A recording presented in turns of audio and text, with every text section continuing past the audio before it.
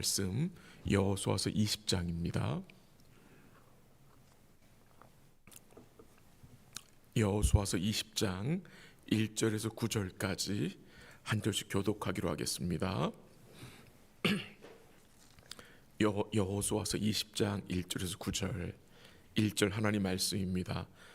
여호와께서 여호수아에게 말씀하여 이르시되 이스라엘 자손에게 말하여 이르기를 내가 모세를 통하여 너희에게 말한 도피성들을 너희를 위해 정하여 부지 중에 실수로 사람을 죽인 자를 그리로 도망하게 하라. 이는 너희를 위해 피해 보복자를 피할 곳이니라. 이 성읍들 중에 하나에 도피하는 자는 그 성읍에 들어가는 문 어귀에 서서 그 성읍의 장로들의 귀에 자기의 사건을 말할 것이요 그들은 그를 성읍에 받아들여 한 곳을 주어 자기들 중에 거주하게 하고 피해 보복자가 그의 뒤를 따라온다 할지라도 그들은 그 살인자를 그의 손에 내주지 말지니 이는 본래 미워함이 없이 부지 중에 그의 이웃을 죽였습니다. 그 살인자는 회중 앞에 서서 재판을 받기까지 또는 그 당시 대제사장이 죽기까지 그 성읍에 거주하다가 그 후에 그 살인자는 그 성읍 곧 자기가 도망하여 나온 자기 성읍 자기 집으로 돌아갈지니라 하라 하시니라. 이에 그들이 납달리의 산지 갈릴리 게데스와 에브라임 산지의 세검과 유다 산지의 기랄 아르바 곧 헤브론과 여리고 동편 요단 저쪽 루벤 지파 중에서 평지 광야의 베셀과 갓 지파 중에서 길르앗 라못과 므낫세 지파 중에서 바산 골란을 구별하였으니 함께하죠. 이는 곧 이스라엘 모든 자손과 그들 중에 거류하는 거류민을 위하여 선정된 성읍들로서 누구든지 부지 중에 살인한 자가 그리로 도망하여 그가 회중 앞에 설 때까지 피해 보복자의 손에 죽지 아니하게 하기 위함이라. 아멘. 오늘 본문은 도피성을 정하여 세우라는 말씀입니다. 이 도피성에 대한 말씀은 하나님의 백성들이 이제 이 기업으로 받은 땅에서 어떻게 하나님의 사랑과 공의를 베풀며 또한 하나님의 기업을 더럽히지 않고 거룩하게 지켜 나가야 함을 깨닫게 합니다.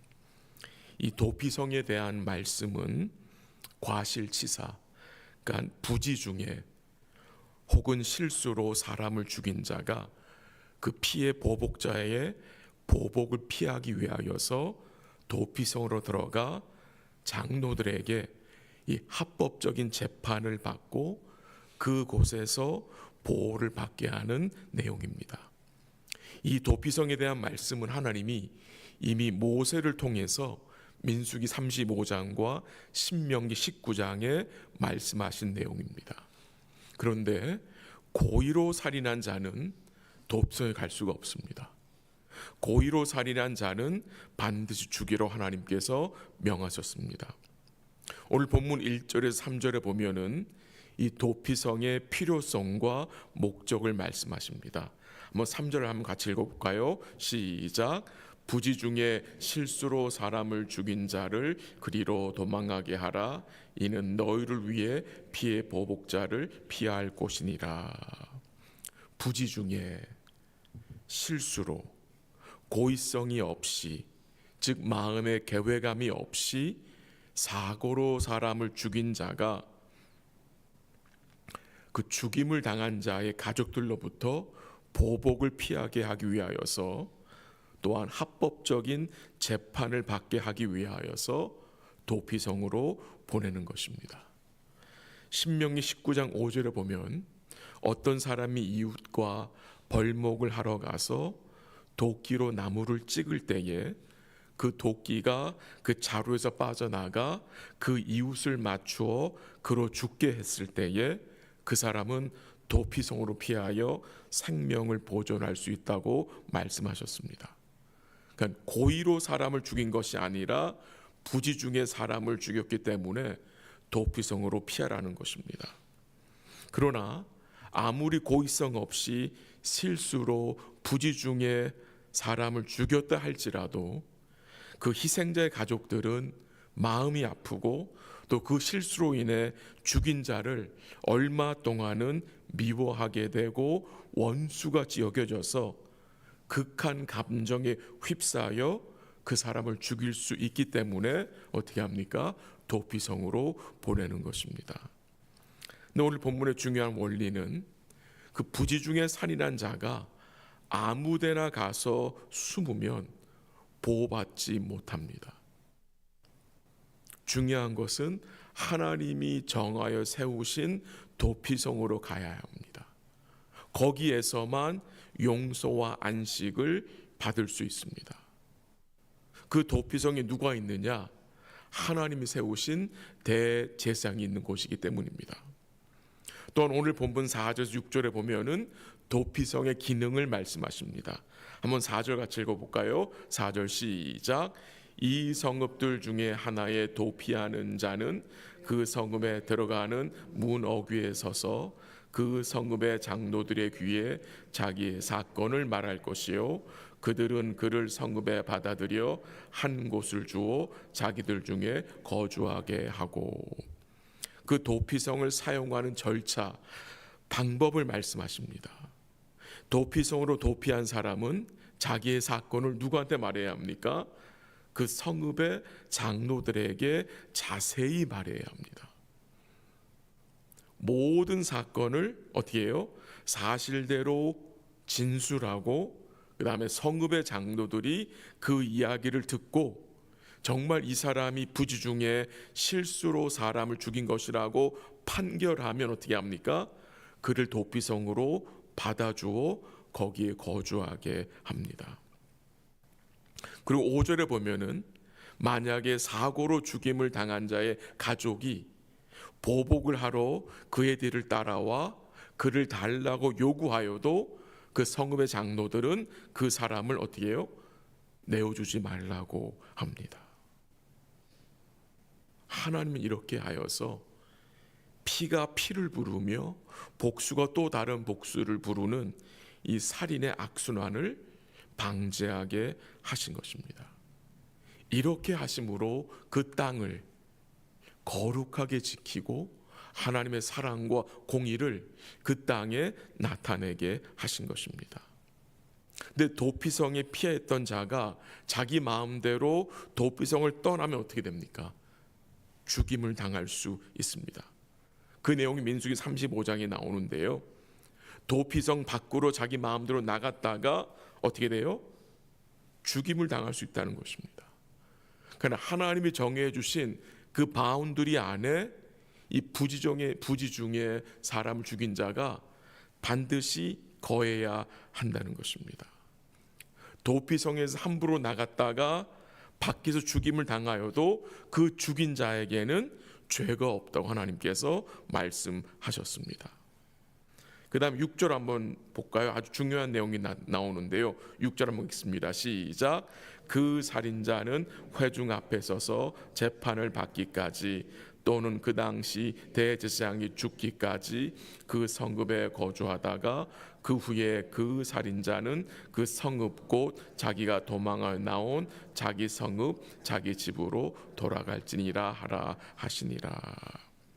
그 도피성에 거주하는 자가 용서함을 받아 자유함을 얻고 자기 집으로 다시 돌아갈 수 있는 유일한 길이 있음을 알려줍니다. 그것이 무엇입니까? 그 당시 대제사장이 죽으면 다시 집으로 돌아갈 수 있습니다. 영구적인 사면이 무엇을 통해서 주어진다 합니까? 대제사장의 죽음입니다. 오직 대제사장의 죽음을 통해서만 부지 중에 사람을 죽인 자가 자유의 몸이 되어서 다시 자기 가족에게로 돌아갈 수 있다는 것입니다. 이런 내용들을 우리에게 무엇을 보여주는 것입니까? 이스라엘은 제사장 나라는 것입니다. 제사장 나라. 이 대제사장이 죽어야 그 부지 중에 사람을 죽인 자가 자유함을 얻게 됩니다. 집으로 돌아갈 수 있습니다. 이 대제사장은 앞으로 오실 누구를 보여주는 거겠습니까? 영원한 대제사장. 그 영원한 대제사장이 무엇을 이루셨습니까? 온전한 속죄지요. 온전한 속죄. 그리고 그가 항상 살아서 그의 백성들을 뭐 하십니까? 간구하시는 그 예수님을 이 대제사장이 뭐 해주는 것입니까? 예표해 주는 것입니다. 성경 전체적으로 증거하는 진리가 무엇입니까?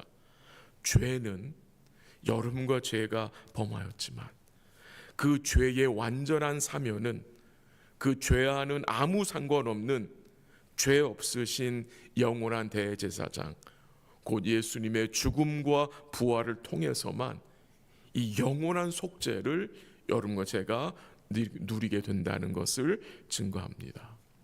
마지막으로 본문 7절에서 9절에 보면은 그 세워진 도피성으로 언제든지 나아갈 수 있다는 것입니다.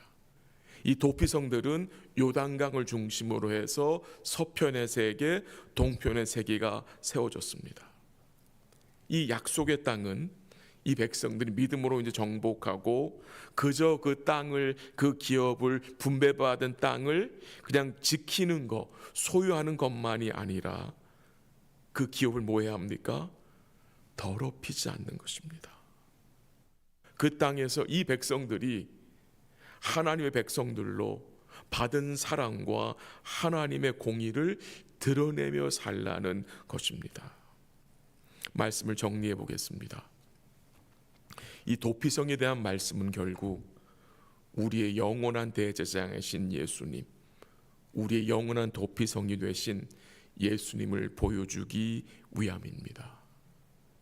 죄인들이 피할 곳은 오직 예수님입니다. 영원한 대제사장이신 예수님이 단번에 그의 죽으심으로 온전한 속죄를 이루어내셨기 때문입니다. 마지막으로 그리스도의 몸인 교회는 도피성 같은 역할을 감당해야 합니다. 도피성 같은 역할. 그 죄를 범한 자가 도피성으로 달려오잖아요. 도망오잖아요. 이 교회가 어떤 곳입니까? 의인들이 오는 곳이 아니잖아요. 죄인들이 오는 곳이잖아요. 연약한 자들이 모이는 곳이 교회잖아요. 그래서 이 교회로 들어온 자들을 어떻게 해야 합니까?